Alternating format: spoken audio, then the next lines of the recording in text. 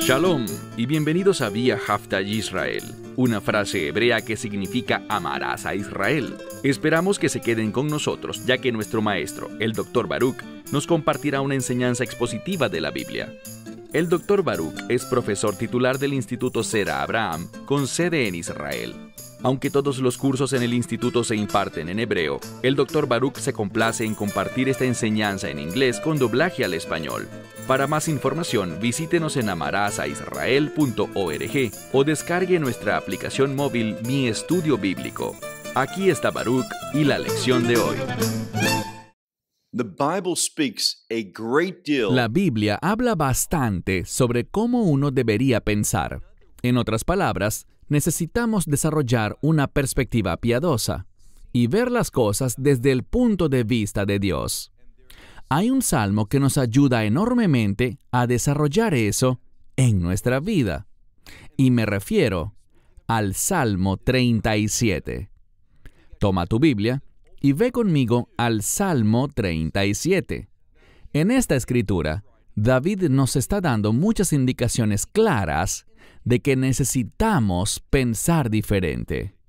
Y no pensar como el mundo piensa y se comporta, sino tener una perspectiva distinta, una perspectiva de reino, entendiendo que las cosas que son temporales, las cosas físicas, allí no es donde debemos poner el énfasis de nuestra vida, sino más bien en esas cosas que son espirituales, eternas, esas cosas que están relacionadas con el reino de Dios. También debemos entender que hay una estrecha relación entre aquello que pertenece al reino de Dios y esas cosas que están conectadas con su voluntad.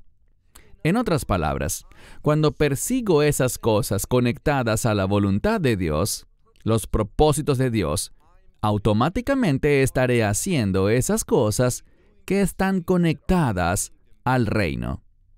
Así que ve conmigo al verso 1, Salmo 37, verso 1. Lo primero que vemos aquí es que ciertamente fue escrito por David. Él es el autor. Y luego tenemos un mandamiento de no hacer algo. En muchas Biblias simplemente dice, no te impacientes. Es decir, no te desanimes, no estés emocional o mentalmente infeliz por algo.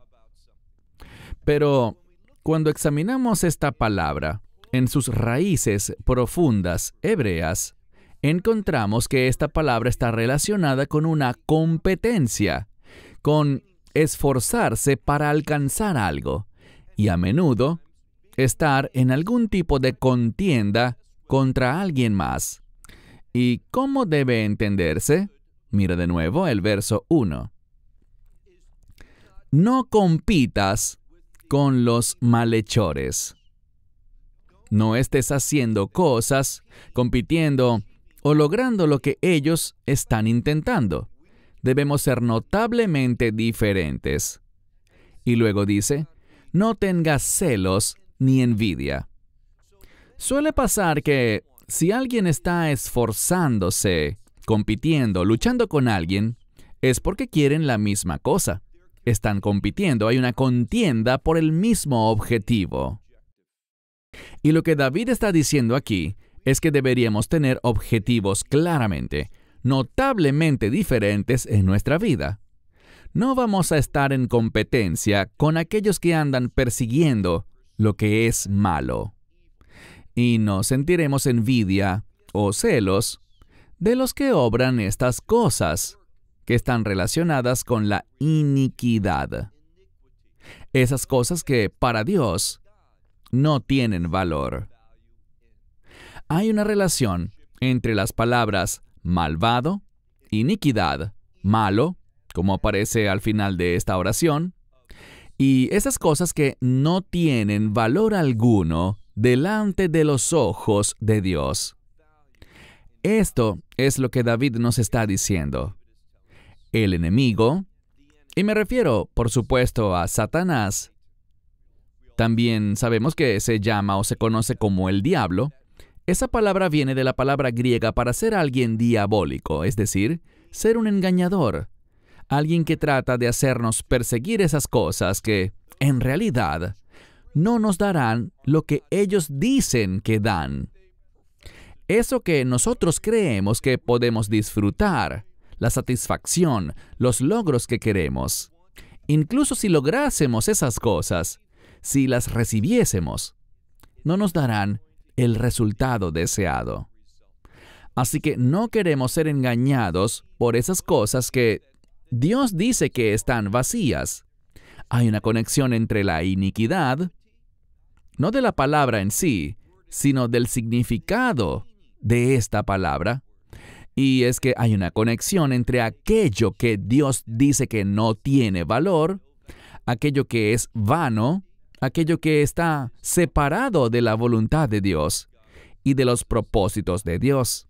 Así que dice, no sientas envidia ni celos por esas cosas que no tienen valor alguno, que carecen de importancia para el reino, esas cosas que están relacionadas con la iniquidad. ¿Por qué? Porque allí no hay nada duradero, nada a largo plazo. Así que Dios ve aquello que es temporal como algo sin importancia. Mira ahora el verso 2. Porque como hierba, pronto, y esta palabra significa ser cortado, es la misma palabra para circuncisión. Ahora bien, sabemos que en griego, la palabra para circuncisión significa cortar alrededor. Aquí es simplemente cortar para su remoción, para ser quitado. Así que aquellos que practican el mal, aquellos que están en iniquidad, esas cosas que están aparte de la voluntad de Dios, ¿qué les pasará a ellos? Dice aquí que ellos serán cortados y serán removidos. Además dice, como el vegetal, y esto es simplemente una planta verde, como las plantas, digamos, del campo, se marchitarán. Es decir, el tiempo no les favorece. A nosotros sí nos favorece el tiempo. ¿Por qué? Porque cuanto más tiempo pase, estaremos más y más cerca de la transición, de partir de este mundo rumbo al reino de Dios. Así que con el tiempo, con cada día que pasa, estamos más cerca del cumplimiento de lo que Dios va a manifestar en el final de los tiempos. Aquellos que mueran en la fe ahora tendrán un anticipo del reino de Dios cuando entren al reino de los cielos. Ellos disfrutarán los beneficios de eso. Así que, mientras me acerco más a mi fin, mientras pasan los días que me restan para morir, no debería lamentar eso. No debería preocuparme por eso de manera negativa. Si soy un creyente, si estoy listo para el reino, si he recibido la gracia de Dios y creo en Él, llegar al final de esta era para mí, de mi tiempo en este planeta, no es algo que despierte miedo, sino que será una transición de aquello que carece de importancia, aquello que está vacío, aquello que para Dios no tiene valor alguno, hacia un lugar en el que mora su presencia. Verso 3. Por todo esto, ¿qué deberíamos hacer? El verso 3 lo dice. Confía en el Señor. Y si estamos vivos en este cuerpo, esta confianza en el Señor se manifestará. ¿Cómo? Vean lo que dice. Y haz el bien. Este verso es tan fácil. Confía en el Señor. Haz el bien. Obviamente, es necesario entender la definición correcta de la palabra bien, que es aquello que está conectado con la voluntad de Dios. La palabra hebrea traducida como confiar aquí se relaciona con aquello en lo que uno se apoya. Y menciono esto porque si seguimos leyendo más adelante, dice, confía en el Señor, haz el bien, habita en la tierra y aliméntate aliméntate de fidelidad. Así que vemos que hay una conexión en este salmo. Y recuerda, los salmos son poesía. La característica principal de la poesía hebrea es el paralelismo. Y vemos que aquí nos dicen dos cosas. Confiar en el Señor te pondrá en otra posición. ¿Qué es lo que hará? Noten lo que dice. Habita en la tierra. Esa tierra sería la tierra de la promesa. Así que es tu confianza en Dios lo que te pondrá allí donde estarás ubicado y habitando en la tierra, es decir, en las promesas de Dios. Y gracias a eso, puedo disfrutar, dice aquí, aliméntate de fidelidad. Cuando confío en Dios, Él me posicionará en su voluntad, en un lugar donde hay acceso a sus promesas, y me alimentaré, disfrutaré de su fidelidad, la fidelidad de Dios. Así que vemos esta correlación entre la confianza y la fe en este pasaje. Verso 4. Y deleítate. Esta es una palabra maravillosa. Deleitarse, sentir placer en nuestro interior. Dice, deleítate en el Señor. Y cuando nos deleitamos en el Señor, cuando reconocemos que sus palabras, sus mandamientos, sus instrucciones son buenas y encontramos gozo en la obediencia, encontramos contentamiento en la voluntad de Dios, eso traerá un cambio a nuestras vidas, una transformación en nuestra perspectiva. Porque dice, y Él te dará, aquí está la promesa, cuando me deleito en las cosas del Señor, y en Él mismo también, cuando me deleito en Él y en sus cosas, Él te dará a ti, a nivel personal, Él me dará, Mishalot libeja, los deseos de tu corazón. Así que lo que tu corazón está pidiendo, lo que tu corazón desea, Dios pondrá esas cosas. Esto es a lo que me refiero cuando hablo de un cambio de perspectiva. Todos sabemos la conexión entre el corazón y el modo de pensar. La Biblia dice, como el hombre piensa en su corazón, así es él. Así que queremos pensar correctamente. Queremos tener los deseos correctos. ¿Y cómo tendremos los deseos correctos? Confiando en Dios al experimentar su fidelidad, afirmando con gozo, deleite y contentamiento que las cosas de Dios son buenas. Esas cosas harán que Dios actúe para cambiar mi punto de vista y me hará ver las cosas de modo diferente. Y obviamente, no solo diferente, sino semejante a como Dios las ve. Esa es la intención de la frase, el Señor te dará los deseos de tu corazón. Verso 5. Esto va a cambiar.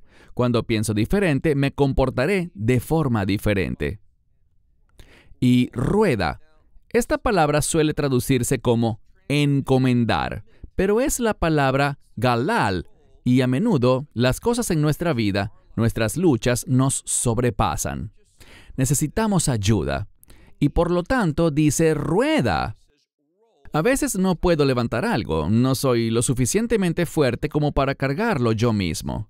Así que la idea aquí es que deja rodar en el Señor tu camino. Entrega tu camino. El modo en que enfrentas las cosas, entrégalo al Señor.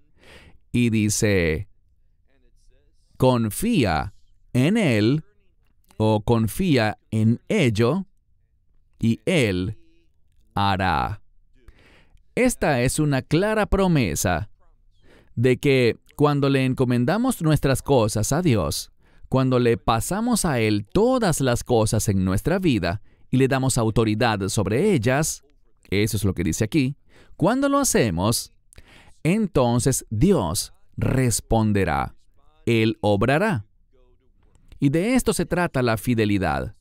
Fidelidad es comportarnos de manera tal, a la luz de su verdad, que eso traerá obediencia, traerá la actividad de Dios a mi vida.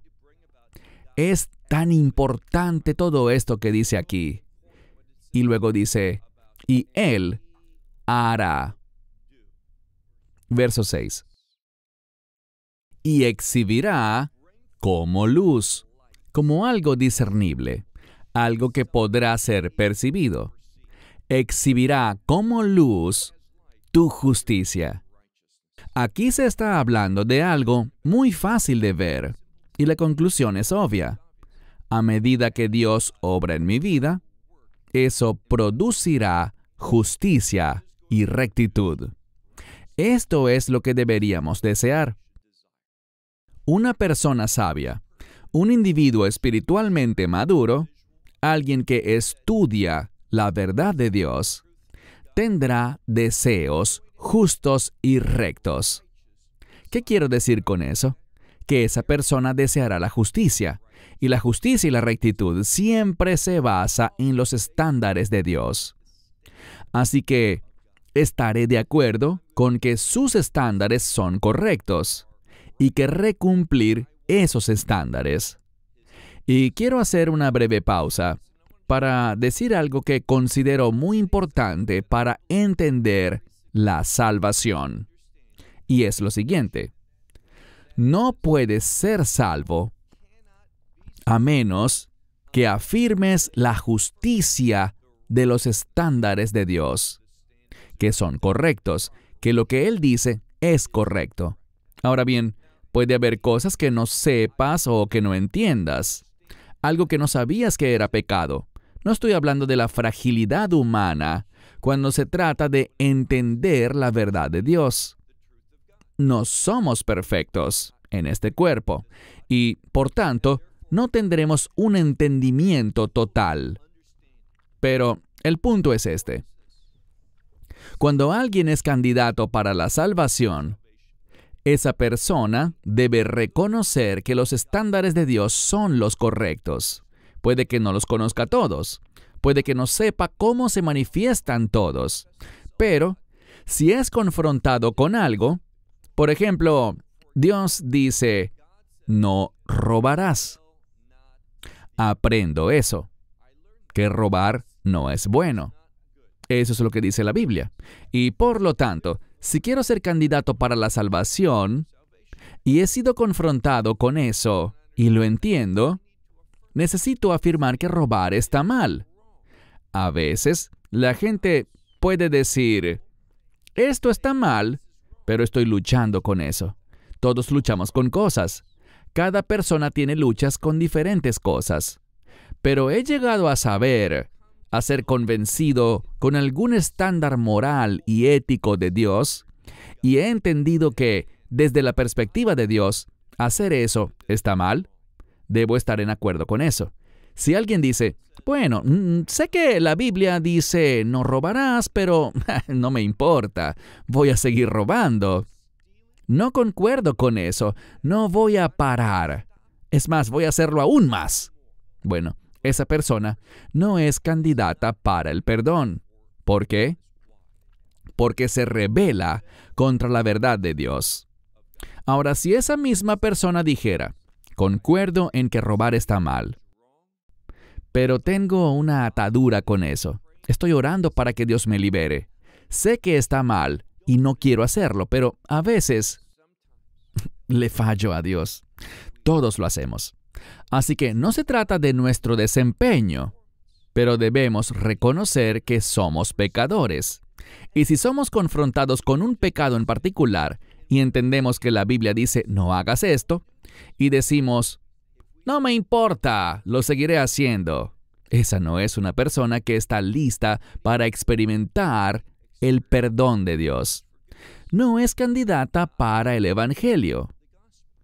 Pero si alguien dice, entiendo esto, afirmo que eso está mal, es pecado ante los ojos de Dios y no quiero hacerlo más. Bueno, ese es candidato. Pero aún lucho con ello, aún fallo a veces, todos lo hacemos. Así que entendamos que necesitamos afirmar los estándares de Dios por medio de la confesión. Sigamos leyendo el verso 6. Él exhibirá como luz tu justicia y tu juicio como el mediodía. Esto significa que Dios obrará para manifestar justicia en la vida de uno. Ahora bien, ¿somos salvos por nuestra justicia? No, somos salvos por su justicia. Nuestra justicia es la que Él imputa a nosotros. Así es como podemos estar seguros de que vamos a entrar al reino de los cielos. Gracias a lo que Él hizo, somos declarados justos, no con base en nuestras obras, sino en su obra. Por la suficiencia de la cruz, somos declarados justos, porque cuando Dios nos ve, ve la justicia de su Hijo, no basado en ninguna de mis obras. Por eso, es muy, pero muy peligroso. Es herejía teológica decir, bueno, podemos ser justificados por la fe, pero no entraremos al cielo a menos que haya buenas obras. La Biblia no dice eso en ninguna parte. Acabo de terminar una enseñanza en el libro de Santiago, Santiago capítulo 2, y puedo decirte que las obras no son necesarias, como algunos enseñan hoy en día, para entrar al reino de Dios. Simplemente no lo son. Es por una obra, la obra del Mesías en la cruz, que fue aceptada por Dios, y eso se confirmó por medio de la resurrección. La resurrección no es una obra, sino una confirmación de que Dios ha dicho, tu obra, oh Hijo mío, su Hijo unigénito, el Mesías Yeshua, es suficiente. De modo que mis obras pueden confirmar, pueden dar evidencia de mi fe delante de los demás. Son un testimonio, pero no juegan ningún rol en absoluto para mi entrada al reino de Dios. Eso solamente se logra por la gracia de Dios. Así que cuando aquí dice que Él exhibirá tu justicia y tu juicio de manera muy visible, ¿quién está haciendo eso? Dios lo está haciendo. Y escucha esto. Cualquier cosa buena que un creyente haga es el Espíritu Santo obrando a través de ese individuo. ¿Por qué sé eso? Bueno, ¿qué dice la Escritura? La Escritura dice, ellos verán vuestras buenas obras y glorificarán a vuestro Padre Celestial. ¿Por qué? Es Él, es Dios obrando a través de nosotros. ¿Nos recompensa Él con bendiciones del reino? Sí lo hace, pero toda la gloria, toda la alabanza pertenece a Él. Pasemos al verso 7. Esta palabra significa guardar silencio o quedarse quieto delante del Señor, y es una palabra que implica esperar, tener una expectativa correcta de Él. Esto es interesante, porque esta misma palabra tiene otro uso. Al examinarla, debemos prestar atención a algo. Si leemos aquí dice, Vejit Jolel Lo. En muchas ocasiones, esta palabra se traduciría como danzar. Danzar para Él.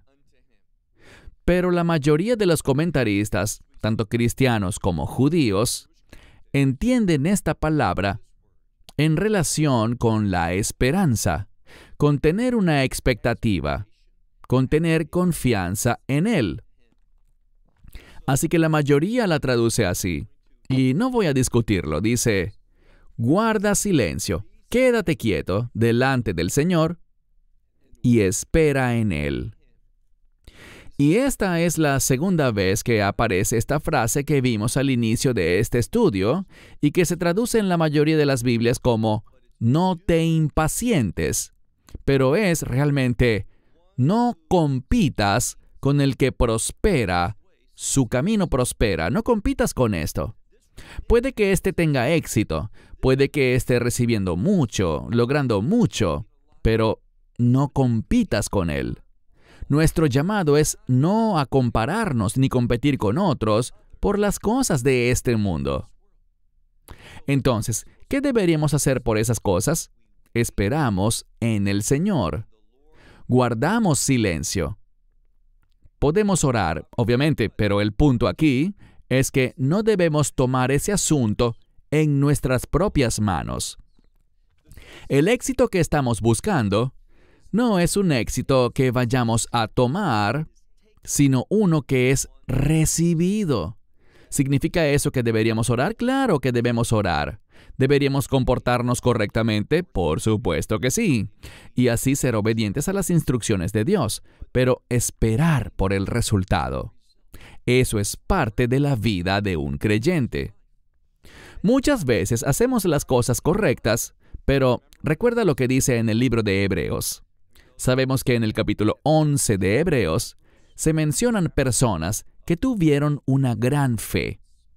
Y es interesante que después de leer esa lista de muchas personas que conocemos, como los patriarcas y otros grandes individuos en la Biblia, vemos que hacia el final dice, todos estos fueron fieles. Tuvieron un testimonio de haber hecho lo que Dios les mandó a hacer como su obra de vida. Se sometieron al llamado de Dios sobre su vida, pero no recibieron lo que les fue prometido. Eso no parece correcto, pero Dios tenía algo mejor. Cada vez que hay un cambio que viene de Dios, es para mejor. Por ejemplo, si alguien le promete a una persona que le dará $10 si hace algo, y esa persona lo hace, y luego dice, bueno, no te voy a dar $10, te voy a dar 100. ¿Alguien pensaría que ha sido engañado o le mintieron? Sí le dio los $10 y aparte 90 más. Y lo que Dios dice es que no va a recompensarlos a ellos solos, sino que esperará a que esta gran asamblea, esta gran nube de testigos, los acompañen. Y la respuesta de Dios, sus recompensas, el cumplimiento de su promesa, será tan grandioso que sus recompensas serán una bendición para otros también. Ahora, eso es una tremenda promesa. Y por eso debemos esperar. Deberíamos estar quietos porque Dios actuará en el momento correcto y de la manera correcta. Dice aquí, no compitas con el exitoso, el que prospera en su camino, con un hombre, dice también, que trama intrigas. Ahora, esto es lo que hace mucha gente que le pertenece al mundo. Traman intrigas. Maquinan todas estas maniobras, todos estos complots, todo eso que quieren hacer y cómo obtenerlo. Y Dios nos está diciendo, esta no es la manera de hacerlo. ¿Por qué? Noten lo que dice. Mira el verso 8. Esta palabra significa relajarse, cesar. Podríamos decir, relájate y deja el enojo. Abandona la ira. Y luego dice, y aquí va la tercera vez, no compitas, que en muchas Biblias dirá, no te impacientes. Dice, no te impacientes, ni hagas lo malo. No se supone que hagamos esas cosas. No compitas, porque si competimos con ellos, estaremos haciendo lo malo. Verso 9. Porque los malhechores serán cortados, pero los que esperan en el Señor, ellos heredarán la tierra. Esta palabra tierra, como suele traducirse, es la palabra eretz. Y, como dije, usualmente es una referencia a la tierra prometida. Así que cuando dice que ellos heredarán la tierra, según como aparezca en tu Biblia, eso está relacionado con las promesas de Dios. Nosotros no hacemos lo malo, no competimos con malhechores, no tramamos intrigas como ellos. ¿Qué hacemos entonces? Dice aquí que dejamos de estar enojados. dejamos la ira. No nos portamos de forma iracunda, sino más bien, dice aquí que hacemos algo. Nos comportamos en obediencia, sabiendo que, noten lo que dice, sabiendo que los malvados serán cortados, pero los que esperan en el Señor heredarán la tierra. Verso 10. Además, en un poco, los malvados. Lo que dice aquí es que en poco tiempo no habrá ningún malvado. Voy a leerlo otra vez, el verso 10, para decirlo bien. Od meat, en poco tiempo, no existirá el malvado. Mirarás atentamente, observarás con detalle su lugar y no estará allí. Ahora nos está diciendo que en poco tiempo ocurrirá un cambio. ¿Cuál cambio? El establecimiento del reino de Dios. Y veremos que en el reino de Dios, ese malvado, su lugar y todo lo que le pertenece, no estará allí. Puede que haya alcanzado la gloria terrenal. Puede haber adquirido muchas posesiones, pero ¿cuánto tiempo disfrutó de eso? Quizá durante 50 o 60 años. Quizá toda su vida, y vivió hasta los 100 años, y vivió rodeado de lujos, nació en una familia rica y amasó muchas más riquezas, todo eso. Pero ¿cuánto tiempo pudo disfrutar de eso? Bueno, la mayoría de la gente vive menos de 100 años. Así que te haré una pregunta. ¿Quieres violar todo lo que Dios dice para tener, digamos que lo has tenido todo, por 100 años? Y luego vas a la eternidad, aquello que es para siempre, sin final. Y como violaste los principios de Dios, no respondiste a su invitación, a esa buena noticia de la salvación, y no experimentaste la redención de Dios, por tanto ahora estás viviendo en desgracia por toda la eternidad, allí donde hay llanto y crujir de dientes. ¿Te parece que saliste ganando? Verás, Satanás se reirá, se gozará al pensar en toda la gente a la que ha engañado, haciéndoles aceptar un trato tan insensato.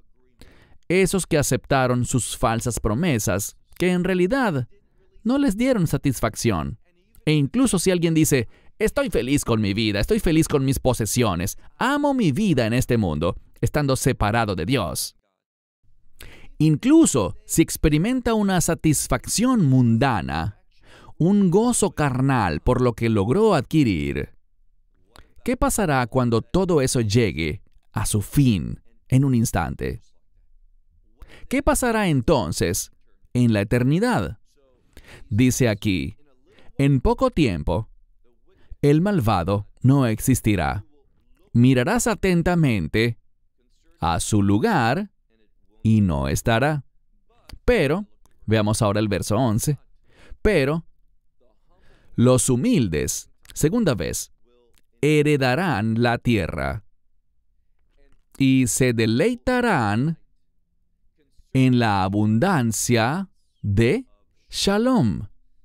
Esto es una paz verdadera, una paz de reino, que viene como resultado de establecer la voluntad de Dios, el orden de Dios, todo lo relacionado con Dios es instaurado. Y ellos, presta mucha atención a esta palabra. Esta palabra significa que ellos van a deleitarse. Ser deleitados indica un gran deleite, éxtasis, aquello que es grandemente placentero, que encierra una gratificación verdadera. Eso es lo que Él promete. Pero, en contraste con eso, mira el verso 12.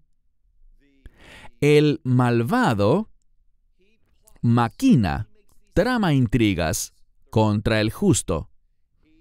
cruje sus dientes contra él.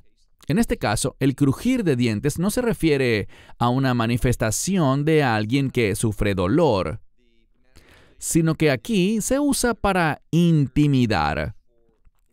Es alguien que está muy enojado, amargado, con una actitud amenazante contra otro.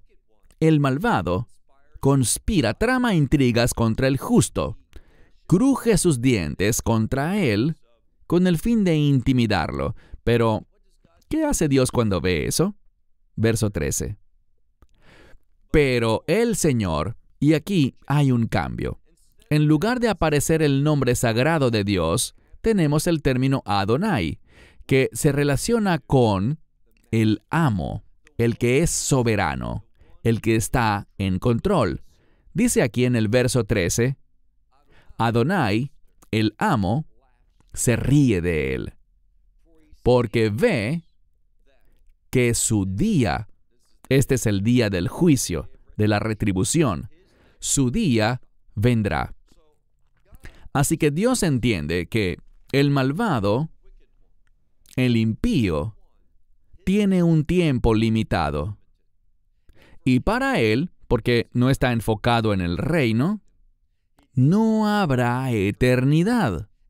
Recuerda lo que dijo el rey Salomón en el libro de Cogelet, el libro de Eclesiastés.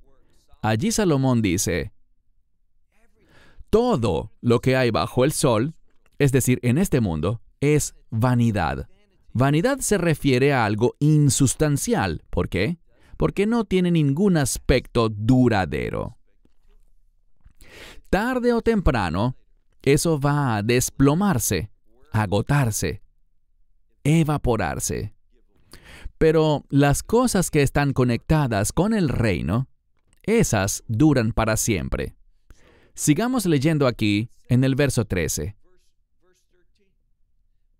Como Dios sabe el valor de aquello que es eterno y la futilidad de aquello que es temporal, dice aquí, Adonai se ríe de él, porque ve que su día viene.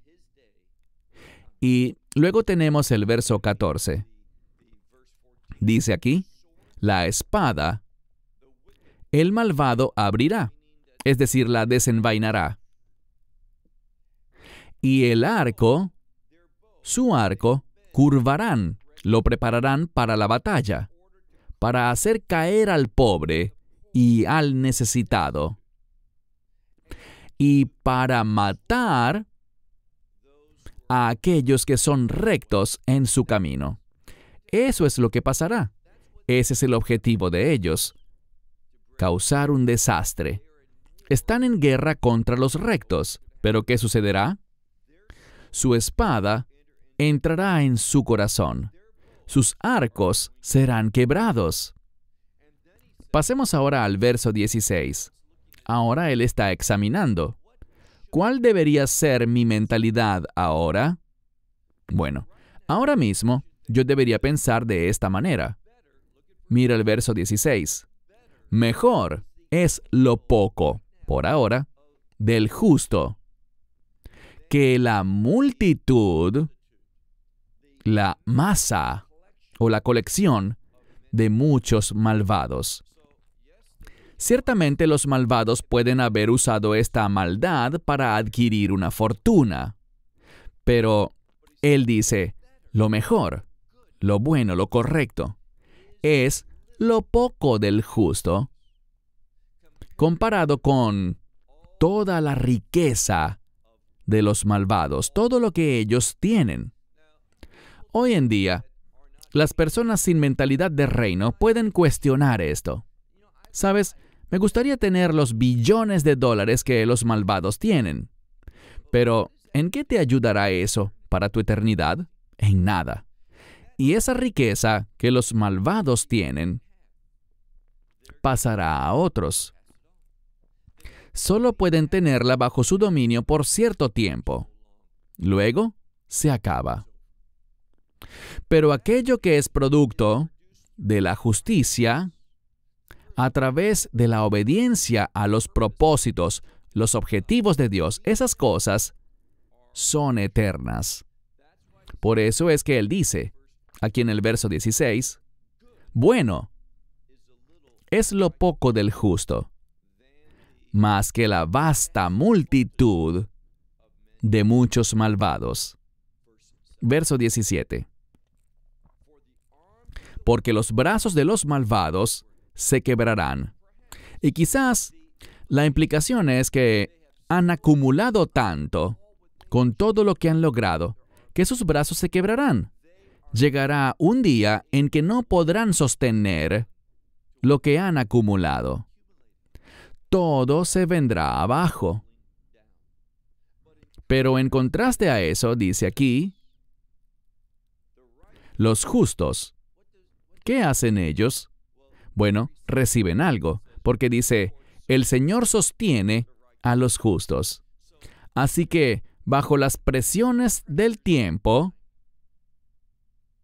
los brazos del malvado se quiebran. No pueden sostenerse en el tiempo.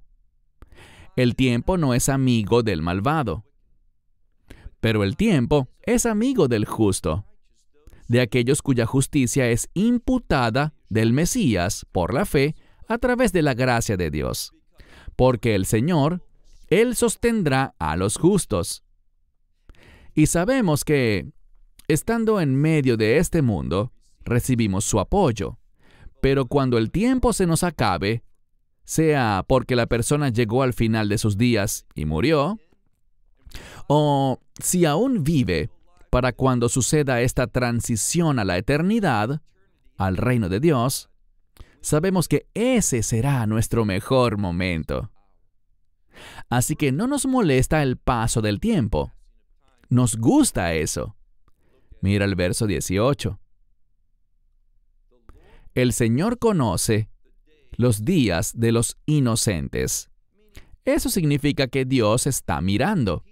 La palabra inocentes también puede entenderse como aquellos que son puros, aquellos que son rectos. El Señor les hace seguimiento y su herencia será para siempre. Esa es la diferencia. Lo eterno versus las cosas que no duran, que son las cosas de este mundo. Las cosas del reino no tienen fin. Y esta promesa es maravillosa. Dios observa, Él conoce los días de los inocentes, de los que se apoyan en Dios, confían en Él, y su herencia para siempre será. Verso 19. Ellos no serán avergonzados en el tiempo malo. En los días de hambruna serán saciados. Así que cuando las cosas malas están sucediendo, ¿qué hace Dios? Bueno, dice aquí, en tiempos de angustia o de dificultades, ellos no pasarán vergüenza. En días de hambruna, ellos serán sobrenaturalmente, esa es la intención, saciados. Verso 20, el último verso por hoy. Pues los malvados perecerán. Los enemigos del Señor, esto es muy informativo. Aquellos que son malvados se vuelven enemigos del Señor. ¿Y qué pasará con ellos? Dice, como el esplendor de los prados. Así que tenemos un prado con flores naturales, hierba muy verde, y todo es esplendor y belleza. ¿Pero qué pasa? Bueno, ya lo sabemos. Muy pronto, con el pasar del tiempo, se termina la temporada de lluvia, y todo se vuelve seco, muy rápido. Hay un cambio rápido, y todo ese esplendor se va, se acaba. Y luego, ¿qué haces con esas cosas que se secaron? ¿Con esas flores? Bueno, dice aquí, en humo terminarán, llegan a su fin. Y, ¿cómo dice el dicho? Donde hay humo, hay fuego. La palabra humo aquí, así como la vemos en el libro de Apocalipsis, cuando el humo de la bestia, la ramera y el anticristo sube y sube por siempre jamás, está allí, en el tormento, el juicio, la ira de Dios.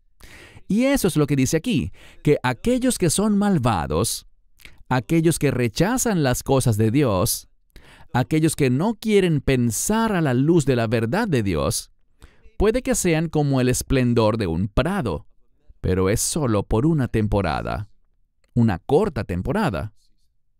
Ese esplendor llegará a su fin, y todo lo que hay allí eventualmente subirá en humo. No tiene un futuro glorioso.